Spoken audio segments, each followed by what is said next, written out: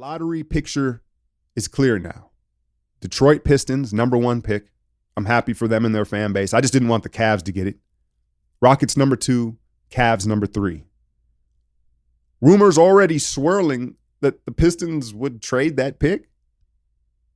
Honestly, I could see any of those three teams misplaying their hand here. You know, like if you just want to look historically and see what they're due. But you would assume the top three are kind of, it fits on paper. Cade, Green, Mobley.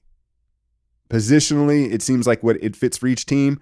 That's on paper though, right? So, you know, there's still a long ways to go with this process. The Warriors, I was happy, man. I wasn't greedy. I didn't need the 4th pick. I just wanted the pick. The Warriors land 7 and 14. Here in July, I'm going to dive into the prospects and get into my breakdowns. Shout out my guy, Ivan. He pointed out, like, I need to get on it, man. It's crept up on us here, and I'm going to do that. And I'll be providing breakdowns on, I'll probably double down to a week and get at least 8 guys, the top 8 guys or so in there. I'll probably shoot for 10. So it's creeping up on me here. Expect prospect breakdowns from me in July. I'm not going to go out on a limb here with some of these takes because, again, I haven't done the homework. I'm not going to just copy and paste from what I'm told.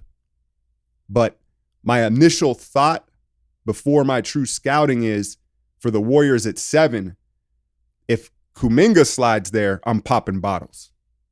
But if not, which is most likely, I don't think he lasts till 7. Right now, initially, I'd go Davion Mitchell. You look at what Cam Payne and Reggie Jackson are doing for their teams right now as a third guard, and you just see how important it is, right? And I get, look, Davion is not those guys, right? He's more of a defensive player. They're not comparable, but they play the same position and they'll play the same role, a third guard. And so my point is that I think that point guard depth and that guard depth is super valuable at this phase in the league right now. And he's older and ready to go. But again, that could change for me once I go through my process. It sounds like Scotty Barnes is going to be the most polarizing prospect where people have him projected to go. So you can expect a breakdown on him first for me coming up here